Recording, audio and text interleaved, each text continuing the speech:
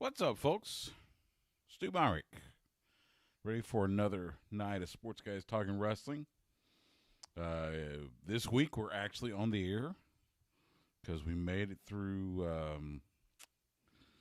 the basketball and everything else that was kind of reset because of the winter storm and COVID and you name it. We had different shifts and everything just on that stuff. So, but we're back on Tuesday nights, which means we're back on the air tomorrow night on the Horn. So, let's see. This week, we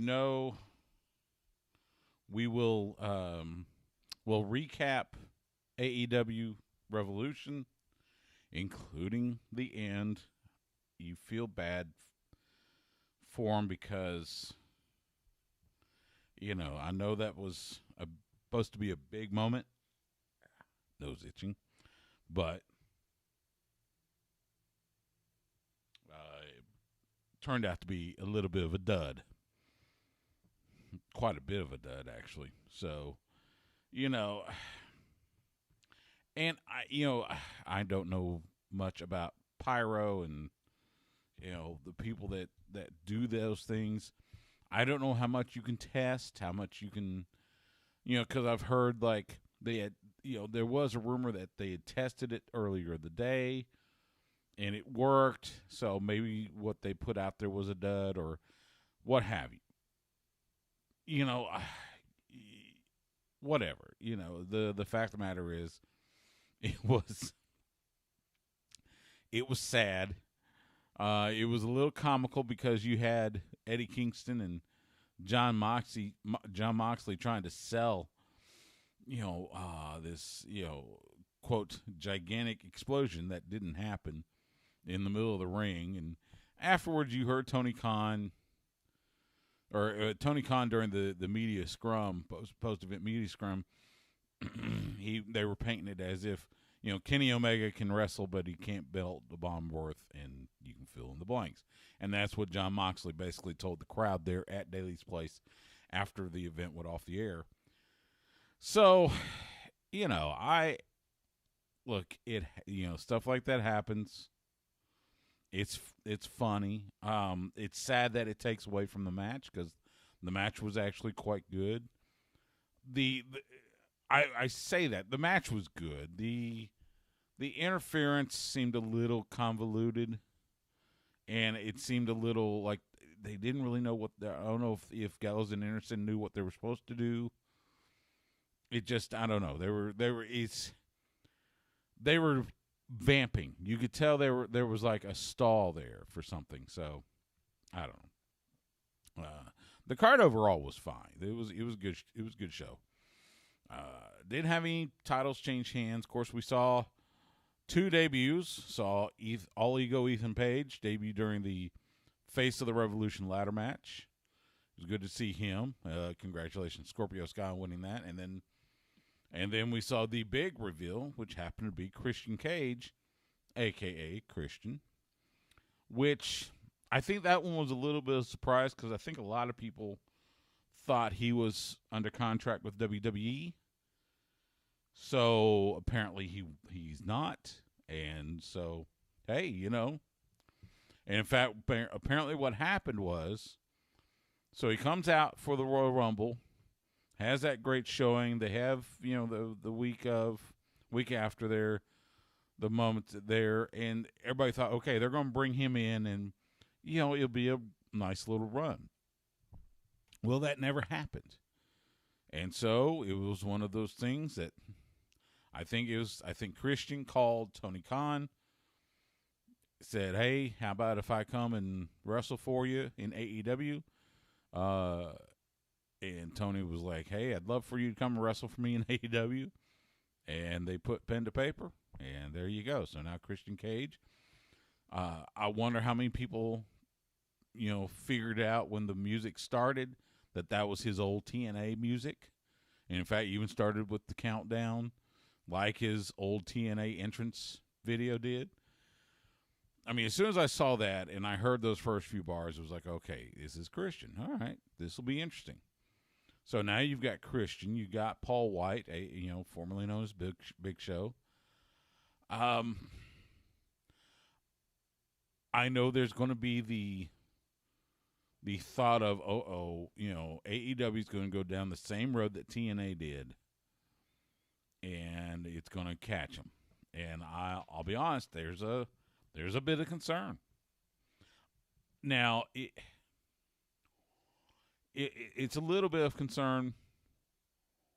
It's not like full blown five alarm fire yet, but there's definitely some. It's kind of like, okay, this is fine. Now you need to start getting some of the young independent talents, some of the up and comers, and hopefully that's what we will see coming out of their new YouTube series, AEW Dark Elevation, which Paul White is going to be on commentary on with Tony Schiavone. So I hope that's the case. We'll see. That debuts next week, if I'm not mistaken. Today's the 9th. So, yes, that should debut next Monday. So, we'll see. What else? So, let's see. I do have one segment in the can. Had a last-minute offer and was able to visit with Ace Austin from Impact Wrestling. He's got a big match on Saturday night against TJP for the X Division Championship. They're doing one of their Impact Plus specials, Sacrifice. One of the old. Impact's doing a really cool thing where they've still got their tentpole pay-per-views like Bound for Glory and Slammiversary and Hard to Kill, I think, and there may have been one other. And then they're also doing these, the secondary pay-per-views that were from TNA and Impact now are Impact Plus specials, and it's not bad. So in this one, they've got, unless I'm mistaken, all 5 of their titles are on the line.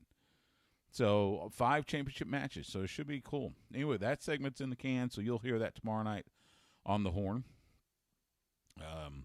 We'll talk a little WWE. WrestleMania tickets will be going on sale next week. It'll be interesting to see how those sell, how many they sell. Not, I'm sure they'll sell out. I'm just wondering how many will be the sellout. How many will they let into Raymond James Stadium on April 10th and 11th for WrestleMania? We'll even talk a little bit. We've got the word on Monday, well, I guess yesterday, about we've gotten the first bit of info on WWE Network migrating to Peacock. And so we'll talk some about that tonight.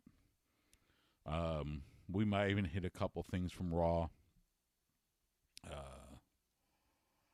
We'll see. It'll be interesting. So, Justin is, I think, on his way. He said he was going to come. He saw earlier today, I think he had basketball. It was St. Edward's basketball to call earlier today. So hopefully he's on his way. Got a couple of independent cards to let you know about. Both of them in the DFW area.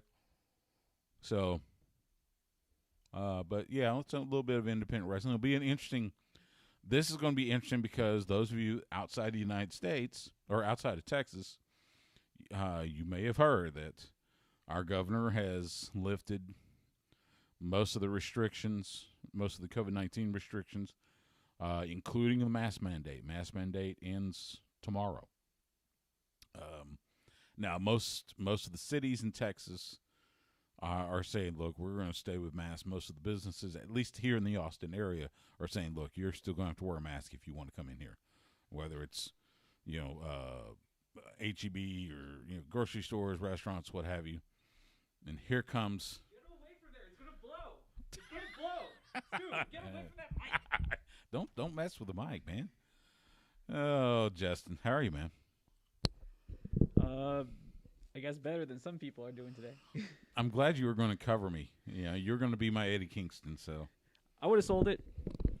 that's what.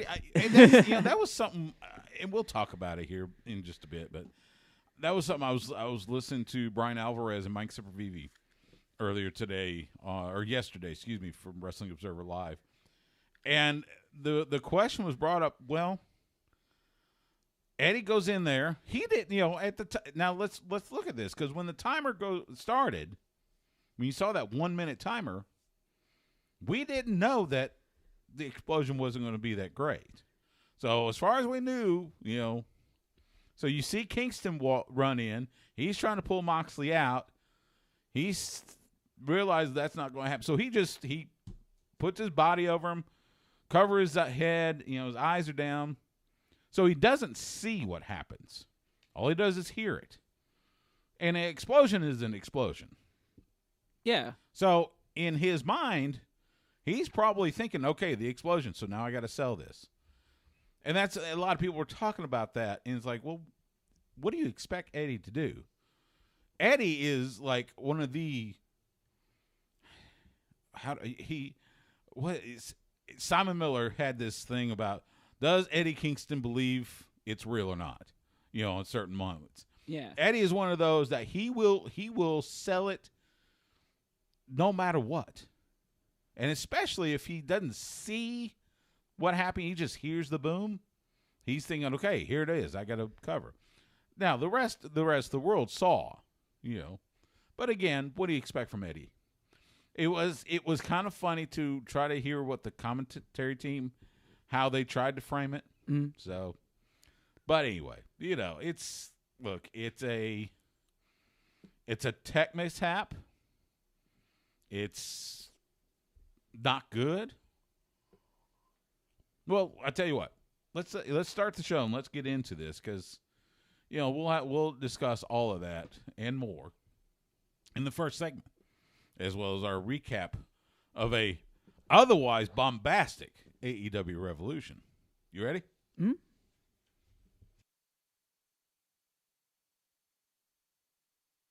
What's up, everybody? This is All Ego Ethan Page, and you're listening to Sports Guys Talking Wrestling. When they're not covering the sports world, they're talking about the world of professional wrestling. It's Sports Guys Talking Wrestling. Now, with Justin Simmons, here's Stu Myrick.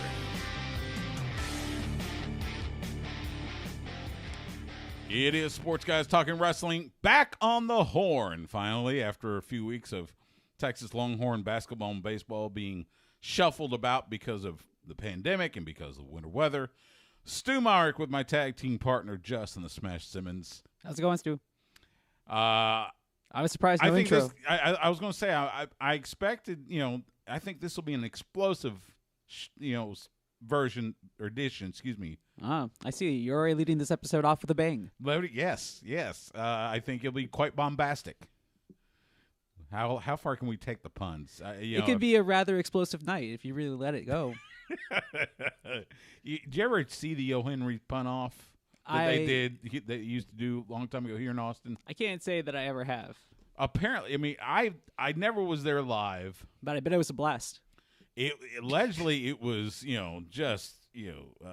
they were on fire. So, AEW Revolution. And let's get into it right now. How disappointed were you in the final explosion or lack thereof? I'm surprisingly light on this. And it goes back to, unfortunately, for the people that are listening on the horn that didn't catch it on the YouTube show last week because we were podcast only. Right. I told you, it's so difficult to have these explosion matches and make it good. Mm-hmm. They're just hard to make look good. And 97% of that match, those guys just beat the hell out of each other. And it was brutal. God. And it was everything that everybody had expected. Maybe exceeded some expectations. Right. The match was fantastic. And then, this happens, but I can't hate on it because I was like, oh, man, I mean, that's tough, but sometimes this is what happens in these matches. There's so many technical wires. It doesn't always come off the way it's intended. I think there was a big-time Japanese match where that did happen, where they were expecting the big explosion and they didn't get it. And I was thinking, oh, maybe it's a callback to that moment. But then I realized it was just a mishap. And then I was like, oh, well, I mean, honestly, I know optics-wise it doesn't look good for them because that's all that anybody's talking about. If anybody can spin this, I mean, they can take a page out of the Eric Bischoff book and just try to make it a positive out of the negative. Well, and they started doing that immediately because so as soon as it was off, I was on the post-event media scrum. And we had Paul White on. We had Hangman Adam Page on. I forget who else was on there. And then finally Tony Khan, of course. And first question, and I think it was one of our buddies from WrestleZone that asked about the explosion. And he already had had it going that they were going to blame it on Kenny Omega because Kenny Omega allegedly built this. And in fact, while the media scrum was happening, Jon Moxley was in the ring telling the crowd there at Daly's place, well, Kenny Omega may be a great wrestler, but he can't build a bomb worth, and you can fill in the blank. Boom. Yeah. Boom, boom, as in what you do in the bathroom. So, they started to spin it already, which, of course, they're going to try to do that. I mean, the sad part about it, though, is that it really did take away from what was a pretty strong pay-per-view. But Yes. that was... It did take away from it. It's just because people always remember what happens last. And that's what happened last. And they sad. built it up, really strong. Oh, of course. But again, if you had never seen a match like this before, I'm pretty sure it met your expectations until that moment. But for me, I was just like, oh, this is run-of-the-mill, explosion, Japanese-style deathmatch. Yeah, this is FMW, Onita, Hayabusa, Terry Funk. This is what we saw back in the 90s. Again, it just all goes back to how you approached it, how big were your expectations. And even though they say, I'm not trying to knock them, like even though they say that they present a more sports-centric feel, sometimes I still feel that you just have to watch it through the eyes of it's still a show. They have sports-centric themes, but we're still watching a show. Yeah, there's still sports entertainment in it. Yeah. Quite frankly. There were a few things that I've heard, since then. Like, for instance, the shot you had, at the tail end, you see Eddie Kingston run in to try to save Moxley. They've been bitter rivals, but they're, kindred spirits. And so Kingston runs in trying to pull Moxley out of the ring. He realizes he can't do it. So he just drops on Moxley to cover him, covers his head. And that's when the explosion happens. So, and then afterwards, you see both Moxley and Kingston laying in the ring, and at first thought, it looks like they're playing like they're unconscious. And that's where a lot of people that was where the disappointment set in, because you see this, mediocre explosion, and they're selling it like it was... Let's be honest. It was no different than somebody's pyro entrance, and even then, it probably wasn't as big as like Kane's fire. Yeah, I was going to say I would say they set off more pyro for Cody's entrance than they did for. But I'll credit this. I think it was Brian Alvarez from Wrestling Observer Live that said, "Look, what do you expect Kingston to do? Because when he goes in, he does the thing, goes down, covers his head, so he can't see, and he probably does, and he doesn't really hear that well because I'm sure his hearing had to be muffled because he's covering his head and stuff. He's got his, and then all you hear is yeah, and you hear boom. Yeah, but I mean, you just didn't get to see the spectacle of it. It probably just sounded pretty good. Yeah, because you're right in the ring. So he's just going off what he heard, and so there you go. I found the perfect cover for this though. What's that? Now, I'm really against anybody spiking anybody's drink or anything like that. You should never do that. But in the wrestling context of the world and sports entertainment, it wouldn't surprise me. You could just say like, oh, somebody spiked his beverage from the backstage and he was trying to come out and then he just, fell unconscious. I do know Eddie does like to have a cold one every now and again. Or maybe somebody hit him with a dart gun, on the way out. It could be. Maybe Jungle Boy has a dart gun, and somebody took Jungle Boy's dart gun, and then we have another storyline. Is like, why does Jungle Boy have a dart gun? And then that's how you spin it. Right? There you go. Absolutely. So, look, it was a disappointing moment. And sadly, like you said, it was the final moment, so that kind of puts a pale view on what was a pretty good pay-per-view. We didn't see any titles change hands, which I'm a little surprised. How surprised were you that Jericho and MJF did not win? I'm quite saddened by that. That was interesting. It just keeps on telling me like, oh, the final days of the Inner Circle are like. Well, in fact, after the match, Alex Marvez was backstage, and they announced that Wednesday on Dynamite they're going to do the Inner Circle War Circle or something like that.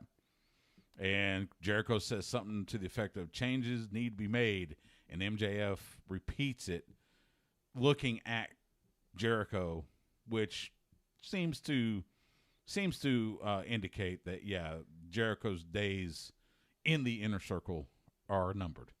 I wonder if that means. You think this means that's the end of his in-ring career, so he can go back to touring, or you think he'll keep on doing what he's been doing for the last 7-8 years, where he just comes back? He's part-time almost. He's going to come back because you got to have the rivalry now, MJF versus Jericho. The wild card is Sammy Guevara. That's true. Which side? Because I've heard talk. Again, rumor, innuendo. Take it with a grain of salt. I've heard talk that this was a plot by both Sammy and MJF. How legit is that? We'll see. I don't know. And where do the rest of the Inner Circle fall? So. Well, either a partnership or a rivalry between him and Sammy, I think, would be interesting. I think you can paint it as a story where like Sammy's like, I came back to claim my rightful throne. I should be the head of the circle or something like that. It could do that. It could be, again, Sammy MJF teaming together. Could see the reunion of the Les Sex Gods. To battle MJF and the rest of the Inner Circle. We'll see. It could be like that Triple H style like promo where it's like, oh, where do you look closest to? Yeah, you look family. to your family. Yeah, kind of the reunion, revamping of DX, right? So, I'll be honest. Match of the night might go to Shida and Uzunami. Yeah, but I'm telling you, good Lord, those girls could punch. I mean, the first time seeing what do they call it? The Japanese charismatic machine, or what's her? Don't ask me. I believe that's the monkey ear, but the moniker you mean? Yeah. But they were good. They were really good. I was just like outstanding. Yeah, and we're gonna see those two Wednesday night teaming up with Thunder Rosa to take on Britt Baker. Is it Britt Baker, Maki Ito, and Nyla Rose? I think so. You basically got all the picks right except for the Casino Tag Team Battle Royal. Yeah, I did. I really thought... Which was going to be difficult to get right anyways. Right. And I thought I was on par because John Silver and Alex Reynolds were the last team to enter. Mm-hmm. So I thought, okay, here it is. As it turns out, it's Pac and Ray Phoenix, which, hey, strong pairing. They're turning into an awesome pairing. Absolutely. Congratulations, Scorpio Sky. Oh yeah, well deserved. He'll face Darby Allin Wednesday night for the TNT Championship. Speaking of Darby Allin, the street fight, Sting and Darby against Brian and Ricky. Does that raise the bar for him? It was for a cinematic match. It was done really well. Come to find out, Darby, who is an independent filmmaker, by the way, mm-hmm. he was the one that laid that 90% of that match out. Nice. As far as framing it, the cinematography and everything. Darby was the one behind all that. Yes, they had input from Tony and the rest of AEW's creative, which is probably Tony, Cody, probably Dust, and a couple others. I'm sure Sting had a say on how this I'm was sure going to go. Sting had a say. But I can't confirm that. And again, Ricky Starks, we love you to death. You're one of our own. But damn, it was good to see him take the beating from Sting. I'm sure he, as wrestler to wrestler. For me. For you. For the little stinger in me. Oh, man. And Sting looked good. I'm hoping that Ricky gets his someday. Oh, Ricky will. There'll be that moment. So, again, all in all, it was a really good, it was a good pay-per-view. It really was. Just that stupid explosion at the end. Yeah, but it's pro wrestling, and I mean, it's not. We're not talking, Fiend and Seth Rollins in Hell in a Cell bad, but hey, everybody has a low point. It doesn't matter. It's pro wrestling. It's going to happen. There's going to be stuff that it's meant to be amazing, and it just doesn't click. And we're talking about it this week, but next week there'll be another story, and it's either going to be because something happened on their show, or something happened on a WWE show, or something zany happened on an Impact or ROH show. I would say it might be replaced by Shane McMahon versus Braun Strowman from Raw. What the hell was that? What, you don't want to see it? No. Why not? Do I want to see Braun Strowman spend 6 minutes it might be selling to Shane McMahon only then to slam him? I was going to say it might really. be 3.5, not the full 6. But what was that segment Monday night? Making fun of him because of his stuttering, which he had as a kid. That just I don't know what was going on with that. That was okay. That might have been a bigger dud than what happened with the explosion at Revolution. Let me clean this up for you here. Please I know. See, this is why I need my own WWE Defender portion of the show here. This is where you're going to earn your check from Vince this week. Yeah. All right. So basically, what they need to do is that first they're going to promote their Be a Star campaign again. Because, they're going to get Stephanie to come out and be like, that was wrong of my brother. We promote Be a Star. So you shouldn't be bullying and making fun of others. Anyways, right? So this whole thing, I think, can be traced back to the fact that Braun destroyed Raw Underground. And because of that, Shane's had a vendetta ever since. And he's been low-key scheming in a way to get back at him. So he's messing with him psychologically to get him back in the ring. All in order to get some of those guys from Raw Underground onto the show to beat them up and then try to get those people over. I have seen the suggestion of bringing in Dabba-Kato. I think he's still contracted with Raw or with WWE. Yeah, I think he is. So if he is, that would be fun. That would be a much better match than Shane versus. Because everybody's expecting it to be Shane versus Braun at WrestleMania. And even if it was, like how I said with the AEW match, it was going to be a draw. There wasn't going to be a winner. Right. Just because of the type of match it is, I don't foresee Shane going one-on-one with Braun. Right. I foresee a lot of, outside input, so to speak. He did go one-on-one with Undertaker. Yeah, but I think that was more of a respect thing. There is no respect here. Yeah. And when we made those picks, we didn't know that the match would go on even after the 30 minutes. That's true. So we thought it was going to end with the explosion. Yeah. But so that one that's kind of a okay. We'll wash our hands of that one. So, but yeah, that segment Monday night, it looked like Shane may have forgotten his lines a couple times, and it looked like Braun was trying to feed them to him. Well.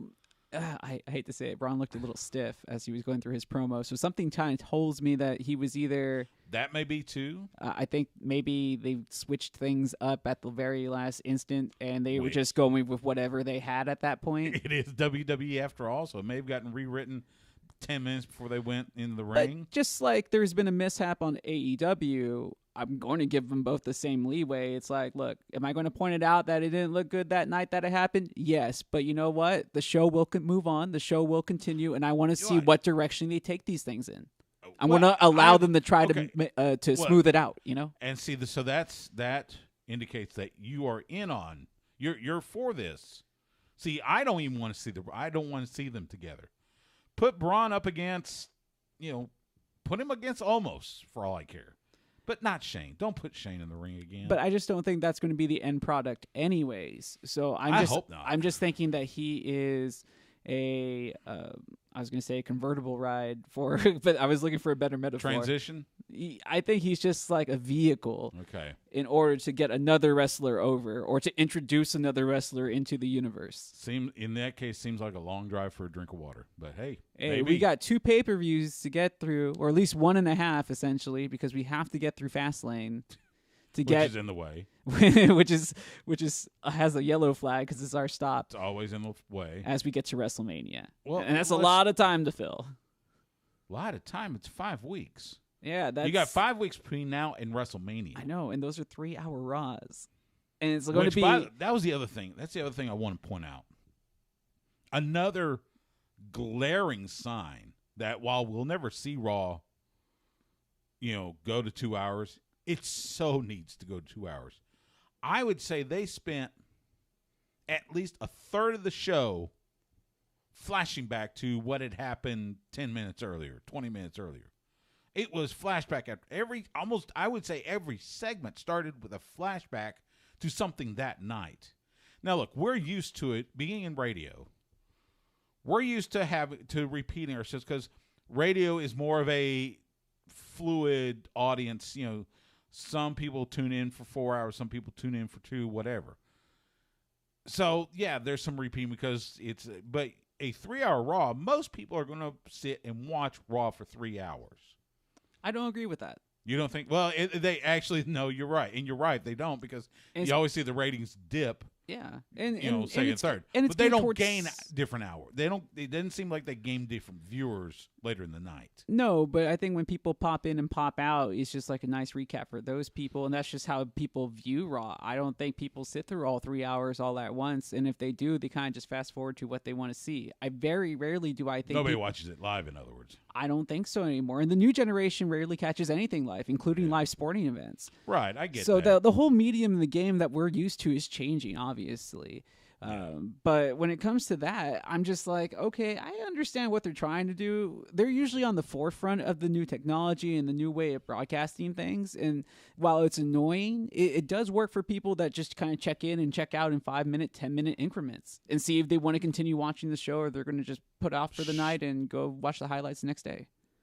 If that's the case, then it's a wonder that they do so well in 50 plus in that age group. It is an absolute miracle because again, it drives me nuts.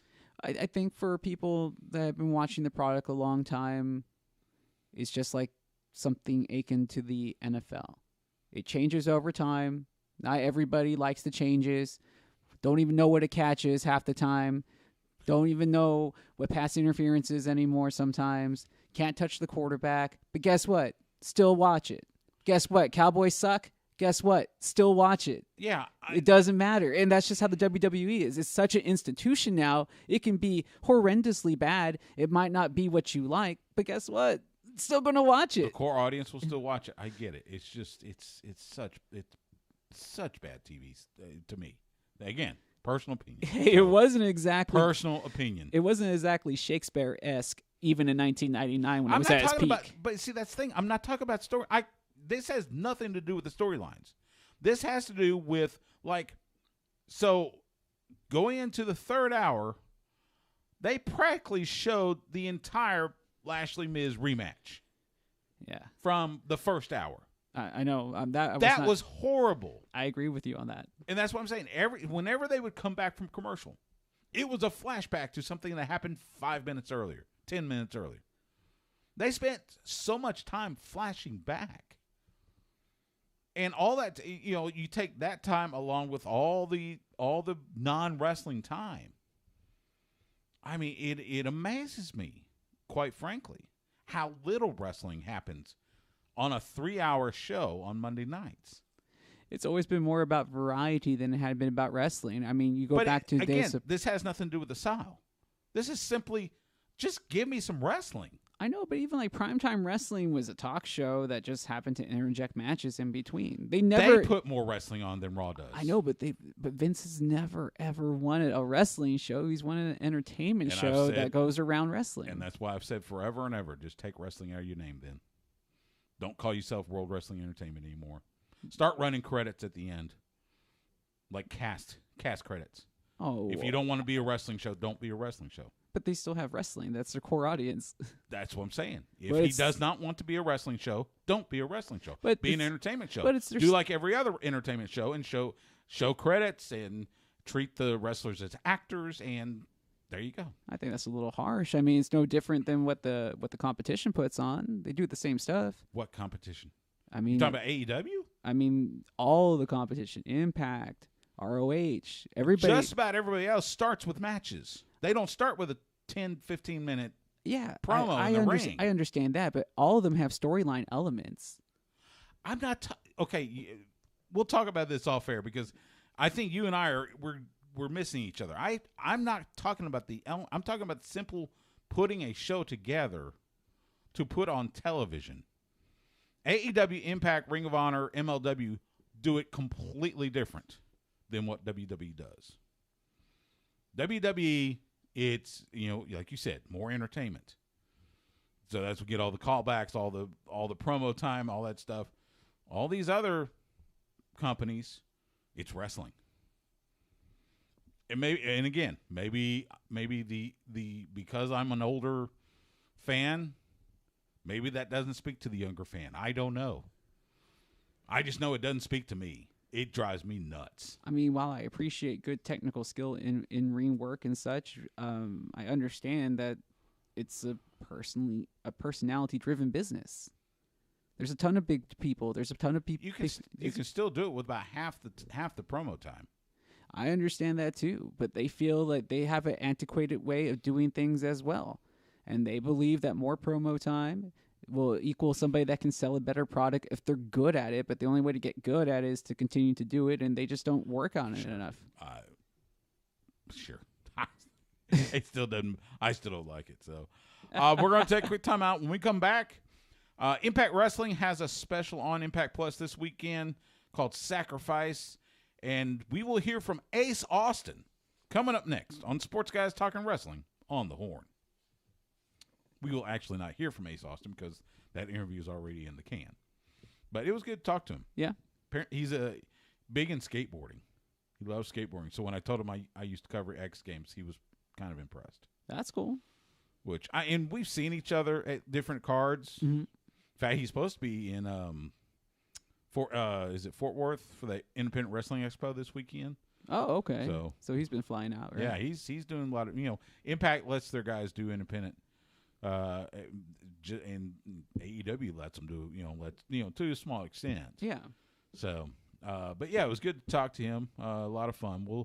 So you'll hear that on the radio show tomorrow, and on the podcast going forward. No, I'm not talking about. But when I talk about WD, I'm not style, quality of ring work, whatever. I just want to see some more stuff in the ring. Yeah, I just think it was just a really bad Raw. That's just it. But see, that's the thing.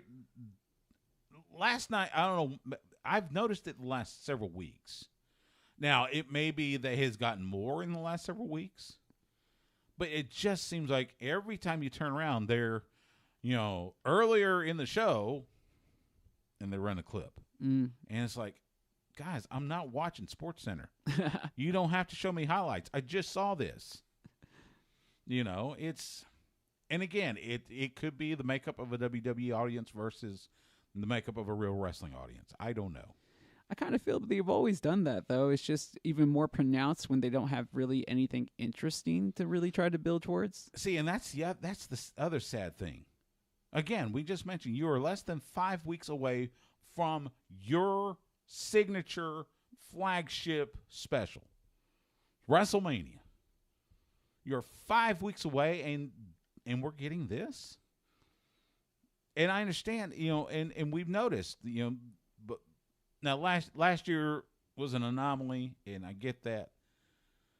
But like this year, 5 weeks out, and we still don't. We know maybe 2-3 matches. I think that's expected because it's kind of WrestleMania. Is But just a what I'm brand saying name. is, it seems like they don't know what to do outside of Roman Edge, Sasha and Bianca Belair. Those two. We don't know what's going to happen with WWE Championship. We think it's going to be Lashley McIntyre. Does it become a triple threat with Sheamus? No, because they're gonna get Brock. We don't know what's going. No, we don't know what's going to happen with the IC title or the US title. We don't know what's going to happen with the tag titles. Which ones? Both of them. Oh. All of them. By the way, have the women's tag team titles become as convoluted as the 24/7 title as far as the way they present it? No, 24/7 title gets much more representation. Actually, it does, especially now you got Bad Bunny, Exactly. Taking it Well, on we know Saturday he's Night going to be at Live. WrestleMania. He's probably going to have it on at the Grammys. Yeah, and he might have a match at WrestleMania. So That's possible. That's why there's talk he's really into this. So hey, if he's and putting in the Damian work, Priest is helping him out. So hey, that's a good boost for Damian Priest if he wants to get out of the wrestling biz and make some money. And I couldn't be happier for Damian. I mean, because Damian's such a look. Damian Priest, Punishment Martinez, whatever you want to call him, he's a really good dude. I've gotten to hang out with him. We hung out at StarCast a couple years ago and seen him at backstage when he was still the Ring of Honor. He's just a solid dude, and you can see he's having some fun, and I'm happy for him. So, and again, they're still working against the pandemic. I know people are lifting. They are. Baltimore is going to lift. Well, or Maryland. We're supposed to lift. The mask mandate's over tomorrow for us. Although most cities are keeping it in place. But they're still working against those type of restrictions. Yeah, and that was something I was thinking about with the ending of Revolution. You wonder if they were limited as far as the explosion by the simple fact of having where the ring was at Daly's place, and you had now hopefully you pushed all the wrestlers that were on the side, you pushed them back. I heard somebody say why they didn't do it in TIAA Bank Field. I'm going, Shad Khan's not going to let you blow up something in the middle of the Jaguar Stadium. I mean, the NFL's already ruled on that because of they would always have pyro and stuff for team entrances until I think it was a Titans game, and the turf caught on fire because of one of the pyro things during the team entrance, and they shut that down. So I'm sure Shad's not going to wouldn't let them do that in the middle of the football field. But, I'm sure there was some safety precautions they had to do. They couldn't do it like what they did in Japan. So, but still, it was disappointing. So, let's knock out segment 3, and then we will talk some more as far as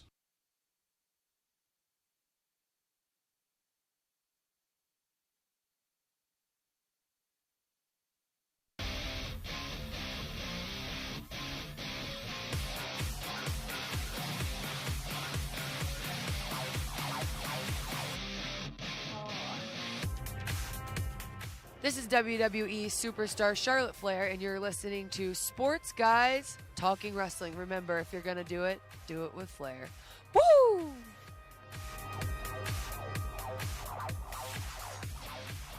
Sports Guys Talking Wrestling on the horn. Stu Myrick, Justin the Smash Simmons. How bad did you want one of those boats that Stone Cold was driving Charlotte Flair around in on Straight Up Steve Austin Monday night? Did you see the boat? No. Oh my God, that was fantastic. It's a, what do you call it? The shark something. It's a speedboat, but it basically looks like a rocket made for driving on the water.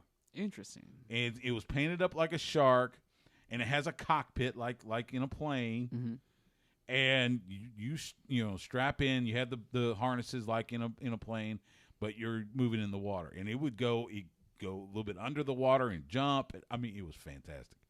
I so want one. It cost more than I could ever make, but it was really cool. I was like, it sounds like it speaks to all your childhood fantasies. Oh, God, yeah. Imagine going on Lake Travis in that thing. LCRA would have me hanging by my toenails. Maybe, but you probably get the lake to yourself for a little while. I would. Just have to stay away from Devil's Cove. Got a couple cards coming up this weekend in independent wrestling that we got to let you know about. We are going to start in Haltom City. DFW All Pro Wrestling presents All the Smoke Friday at American Legion Post 655 in Haltom City. Bell time 7:30 p.m. Nate Collins, Christian Mox, Paul Titan, Killa Kate among those scheduled to appear. That's DFW All Pro Wrestling Friday night in Haltom City. And then Saturday, it's the Independent Wrestling Expo number 3 at the Rail Club Live in Fort Worth. Bell time 7 p.m. Masks are required. Myron Reed, Sam Adonis, Chandler Hopkins, Maddie Rinkowski among those scheduled to appear. That's Independent Wrestling Expo 3 this Saturday in Fort Worth. And that is a look at independent wrestling around the area. Remember, no matter what, make sure you know what the protocols all are wherever you go to your independent wrestling shows. Be well, be safe, and support independent wrestling. Hey, you want to go to WrestleMania? Maybe if I get good tickets. Well, tickets go on sale next Tuesday. WWE issued the press release Monday. Ticket sales start next Tuesday, March 16th at 10 a.m. Eastern, 9 a.m. Central. Get them through Ticketmaster. Ticket prices will range from $35 to $2,500. That's all? That's all. mean- You probably get one of those chairs like what I've got. As long as they sanitize it before you take it home, I guess Yeah, that's I hope okay. so. I hope so. You can be purchased through Ticketmaster.com. You can get single tickets and 2-day combo tickets, because remember, WrestleMania this year, 2 days, April 10th and 11th. Fans interested in an exclusive WrestleMania presale option can register at www.wrestlemania.com/presale. WWE is coordinating with local partners and government officials regarding safety protocols for WrestleMania, and will share details in the coming weeks. Information on additional WrestleMania week events is forthcoming. I would assume that includes access, the Hall of Fame. We have not heard word one about the WWE Hall of Fame. Don't even know if they haven't even announced inductees yet. Usually we know at least 2 or 3 by now. They can take their time. But they didn't. They still got to induct last year's class, which Yep. includes John Layfield. Who NWO was that? That was last year. NWO was last year's. Man, I hate to Couple say others. it's getting a little packed, so it's kind of like I can't tell you who's not in it. I can't remember. Well, and There's people that are in there twice now, 3 times I know, almost. So which always bothers me. 2-time Hall of Famer, 3. You don't call Mike Dick a 2-time Hall of Famer. He's a Hall of Famer. Now, yes, he was a Hall of Famer as a player and as a coach, but he's still a Hall of Famer. So you're a Hall of Famer, you're a Hall of Famer.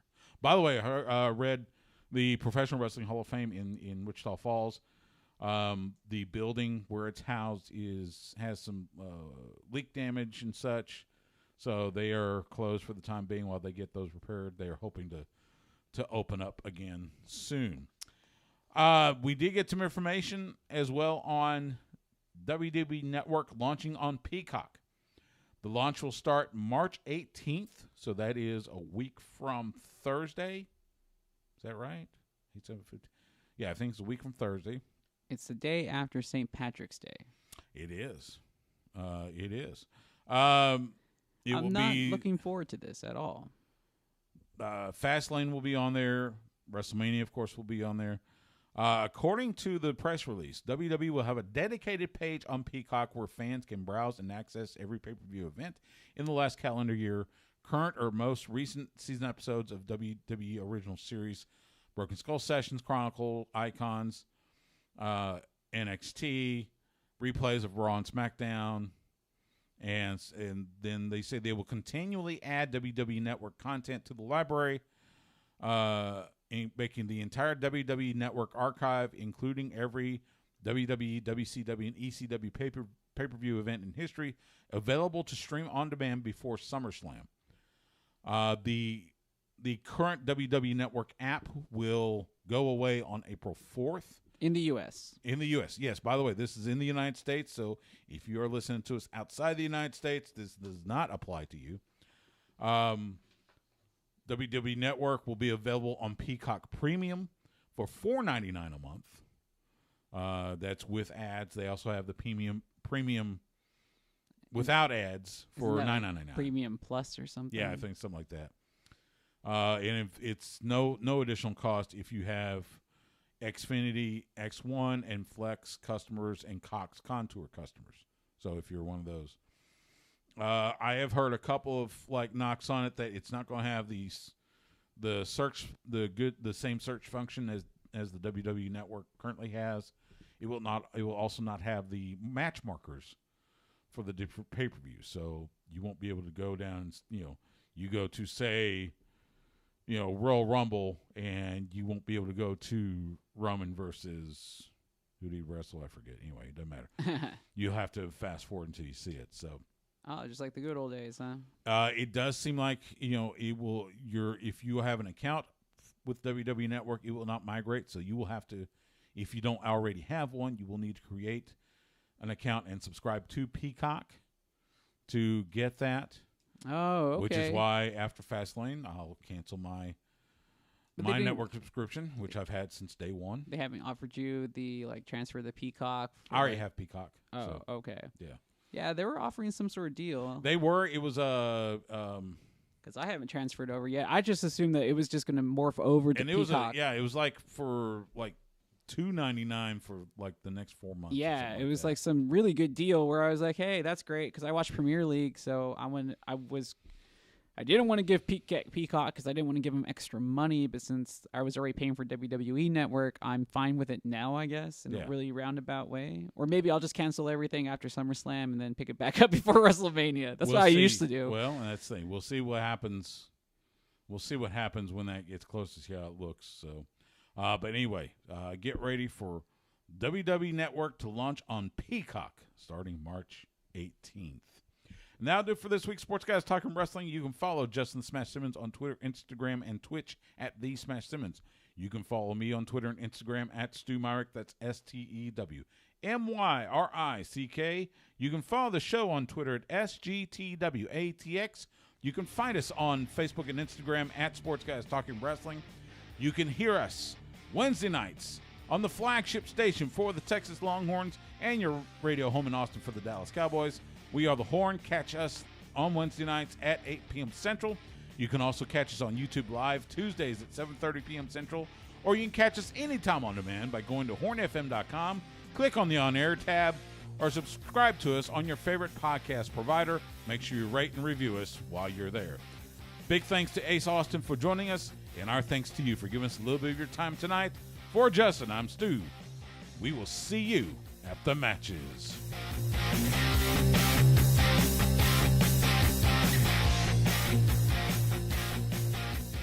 Goodbye and good night.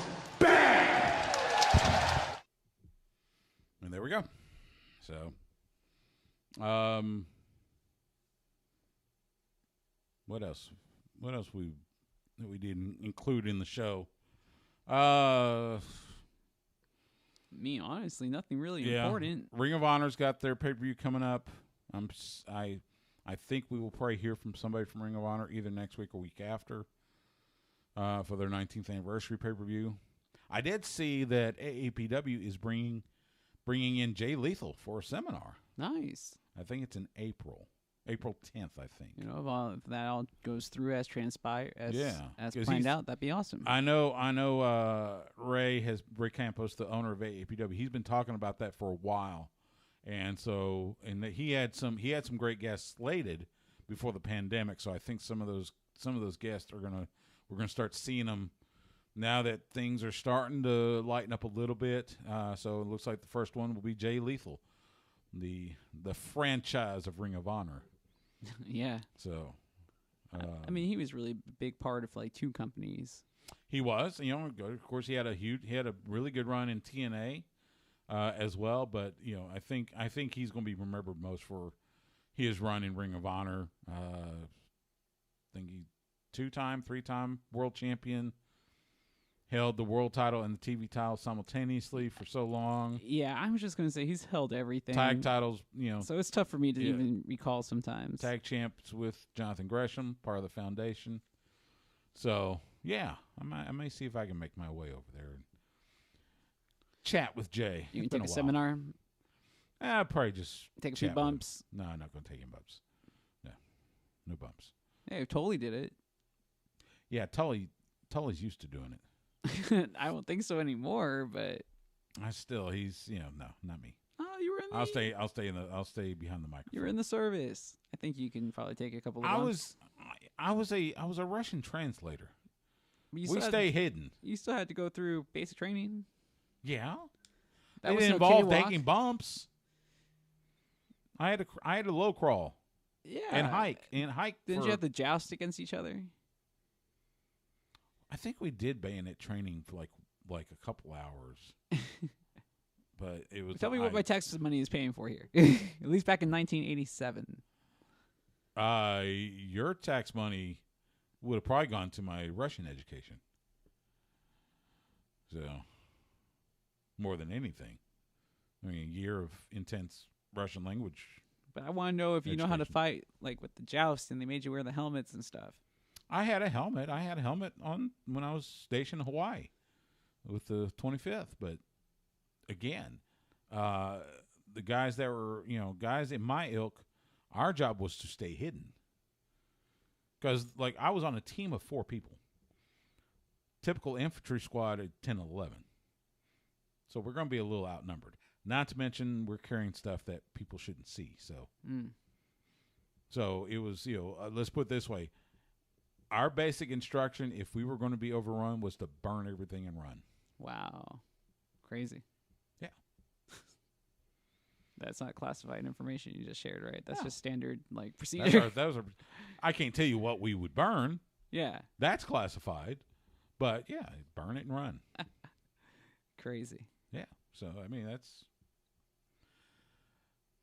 we could, if we had to, I think we could have defended ourselves. Again, we're talking 35 years ago. Well, almost 35 years ago. So, I was a lot younger back then. Yeah, but even then, Eye of the Tiger.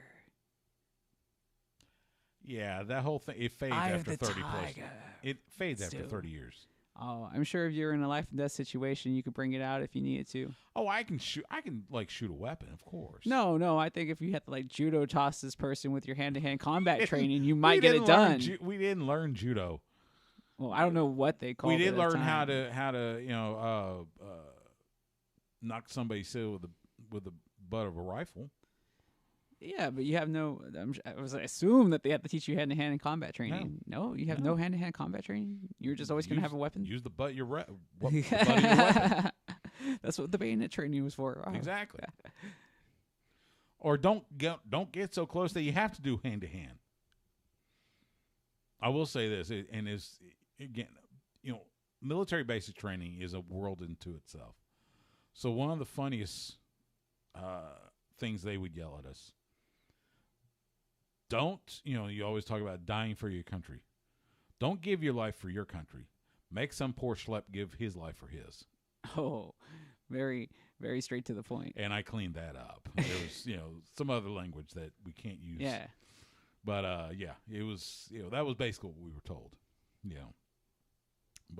But again, I was so, Very straight to the point. yeah, they didn't mince words. The next AEW pay-per-view is All or Nothing in May in Jacksonville.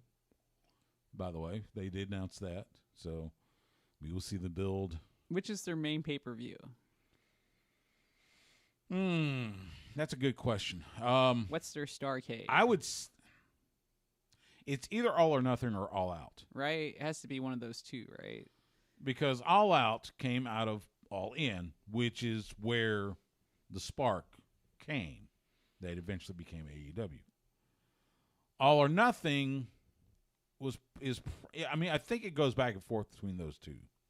Because I would say I think All or Nothing might start being their WrestleMania. Just because if everything had gone to plan and we got the amazing ending like we were supposed to, it seems like it would be building up for a big time event. Well, from way it sounds, and again, I'm simply, trying to put two and two together and have it not come out potato. It seemed like they were going to write Jon Moxley off for a while, for good reason. He's about, Renee's about to have a child, so he's probably going to go be a daddy for a few weeks.